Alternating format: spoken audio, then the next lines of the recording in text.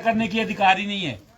जैसे इसका दान हो गया, कभी भी दान नहीं कर सकती। अगर करेगी तो किसके, अपने पति के साथ, पति ना हो तो पुत्र के साथ, पुत्र ना हो तो अपने कुल पुरोहित के साथ। अकेले दान करने की अधिकारी नहीं है।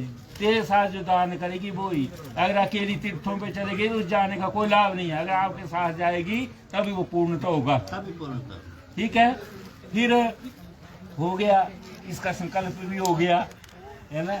संकल्प के उपरांत वेदी हो गई है। वेद में क्या हुआ कि ये सिल बत्तू रखा हुआ है ना, रखा ना। बत्तू जो है पुरुष रूप है और शिला क्या है, स्त्री रूप है। तो इसका तात्पर्य है कि पुरुष बोलता है कि तुम्हें इस शिला के समान रहना होगा। जैसे शांत है, तुझे भी शांत रहना होगा। अगर घर में कोई खरी खोटी बोल दे तो उसको सहन करने की शक्ति होनी चाहिए तेरे में। फिर अवतियाँ डालेंगे किसकी, खिल्लों की। तो खिलने कहाँ पैदा होती है, यहाँ भी होती है, यहाँ हमारे मेवे में भी होती है। कैसे होती है, धान लेते हैं बरसात में, जून जुलाई में, आधा किलो धान लिए, किलो धान लिए, एक जगह पर बो देते हैं उनको इतने से टुकड़े में। जब बड़े हो जाते हैं थोड़े तो उनको उखाड़ते हैं और दूर दूर लगाते हैं, एक गेठे पे, दो गेठे, दूसरी जगह लगाते हैं। तो वहां पर क्या होता है, वो सिल्ला बड़ा बड़ा पड़ता है और एक जगह रहने को सिल्ला नहीं पड़ेगा। ठीक उसी तरह कन्या का भी वो रूप है। वो पैदा जरूर हुई अपने पति के पिता के घर में, परंतु वहां फली फूली नहीं। फलने फूलने के लिए उसको दूसरा डेरा ढूंढना पड़ा, अपना पति का घर। वहां वो पुत्रों वाली, पौत्रों वाली, पड़पोत्रों वाली होगी। है ये जो खिलने डाली होती हैं इसके समान है। और चौथी परिक्रमा में क्या होता है, छज। छज से अवती डाली जाती है। कन्या, सिर्फ कन्या डालती है। क्यों डालती है, एक सिरे से डालती है, इसलिए डालती है कि छज से क्या करते हैं, जब पूनते हैं तो कूड़ा बाहर निकल जाता है और अच्छाई अंदर रह जाती है, मतलब चावल अंदर रह जाएंगे, है ना। ठीक उसी तरह भाव ये है कि तुम अपनी बुराई को बाहर निकाल दो और अच्छाई जो अपने में विराजमान रखना। ये है छज का मतलब। फिर हो गए, फेरे भी हो गए। पहला फेरा हुआ धर्म का।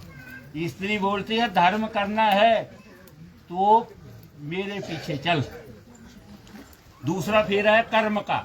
अगर कर्म कमाना है तब भी मेरे पीछे चल। कोई अच्छा काम करना तब भी मेरे पीछे चल।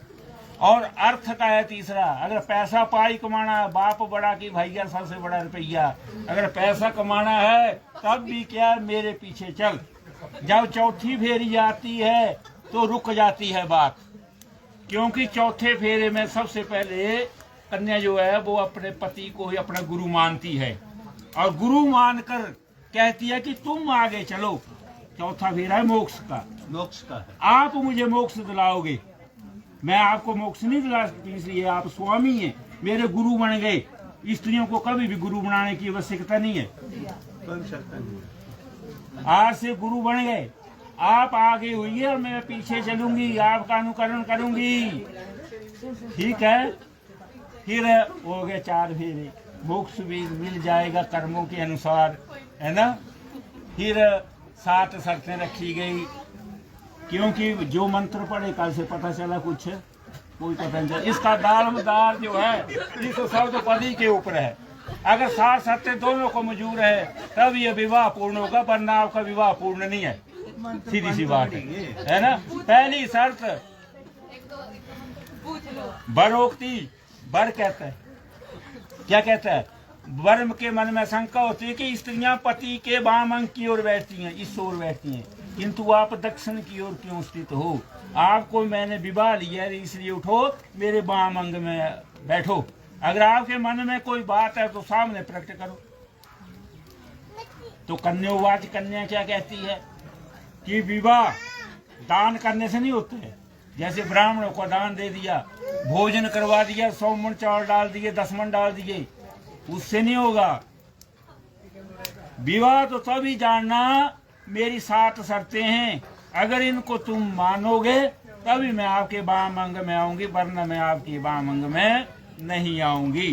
तो पहली शर्त विष्णु स्वरूपी वर्ग इसलिए चलाते हैं कि अन्न की वृद्धि हो। अन्न से क्या है, प्राण टिकते हैं, शरीर टिकता है। पहली शर्त चलाता है विष्णु स्वरूपी वर्ग, किसी घर में अन्न की वृद्धि हो। तो कन्यो दीनम कर्तव्यम चाद्यम पदे बब्रवीत। तो पहली शर्त के बीच में कन्या क्या बोलती है कि घर में जितना भी धन धान्य होगा, मधुर पदार्थ होंगे, खाने योग्य जो भी वस्तुएं होगी, वो सब आज से बाद मेरे अधीन करनी होगी। और मेरा मान रखने के लिए जो कुछ तनख्वाह मिलेगी वो भी मेरे पास देनी होगी पूरी की पूरी। दूसरे के घर में भोजन करना होगा, ऐसा स्वीकार है। तो प्रथम शर्त के बीच में मैं आपके वामंग में आती हूँ। स्वीकार है जी? है? ये तो बच्चा टिल्ली की थी। अब बात सुन ले। बात क्या है यहाँ पर? सुन ले बात। मान सम्मान की बात है। आप क्या करोगे? कमा कर किसके पास